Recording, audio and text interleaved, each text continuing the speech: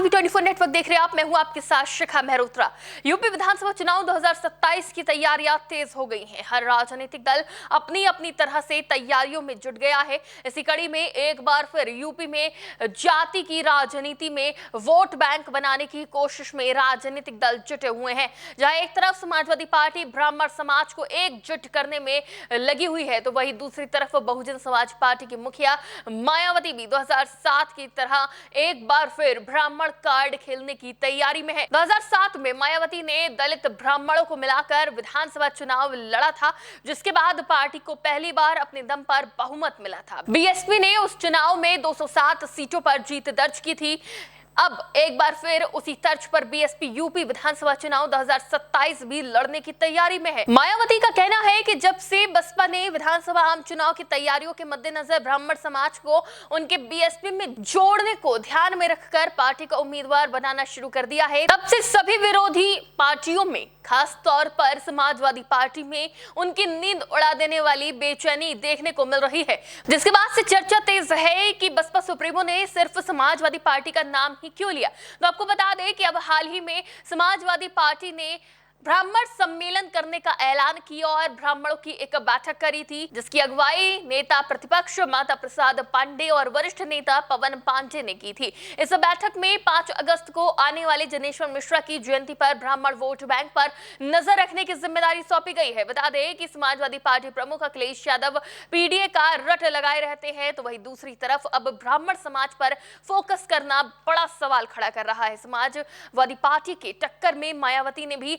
ब्राह्मण समाज को 2027 चुनाव के लिए फोकस करना शुरू कर दिया है। मायावती ने सोशल मीडिया प्लेटफॉर्म एक्स पर एक पोस्ट में लिखा, बहुजन समाज पार्टी ने उत्तर प्रदेश में आगामी विधानसभा आम चुनाव की तैयारियों के मद्देनजर जब से अपर कास्ट समाज और उसमें से खास तौर पर ब्राह्मण समाज को उनके बीएसपी में जुड़ने को ध्यान में रखकर पार्टी का उम्मीदवार बनाना शुरू कर दिया है, तब से सभी विरोधी पार्टियों में व खासकर समाजवादी पार्टी में उनकी नींद उड़ा देने वाली बेचैनी देखने को मिल रही है, जो कि साल 2007 की तरह ब्राह्मण समाज के योगदान से बीएसपी को पूर्ण बहुमत की सरकार बनाने जैसा ही इस बार के आगामी चुनाव परिणाम के रिपीट होने की संभावना के तहत स्वाभाविक ही प्रतीत होता है।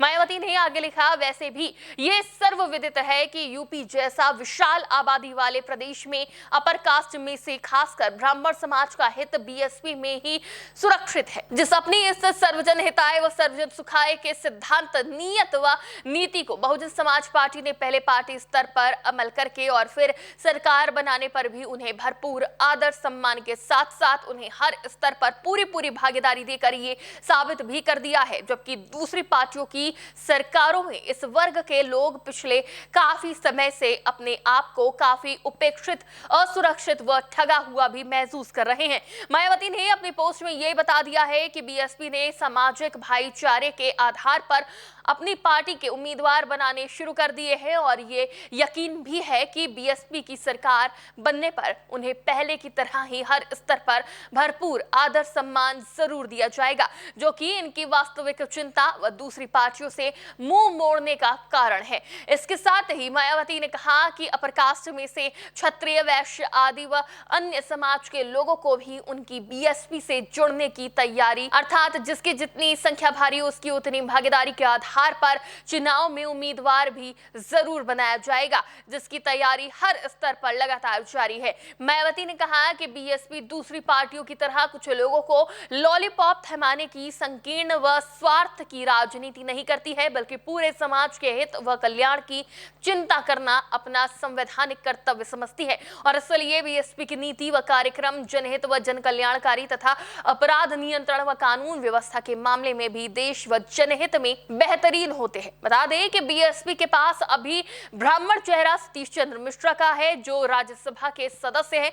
2007 में भी उन्होंने दलित ब्राह्मण वोटों को एक साथ लाने में बड़ा रोल निभाया था। वहीं एक बार फिर 2027 विधानसभा चुनाव में मायावती समाजवादी पार्टी की तरह ब्राह्मण वोट बैंक पर फोकस कर रही हैं। अब देखना होगा कि इस बार ब्राह्मण वोट बैंक किस तरफ खिंचता है। इस पर आपकी क्या राय है, हमें कमेंट बॉक्स में जरूर बताइएगा। फिलहाल के लिए देखते रहिए टीवी 24 नेटवर्क।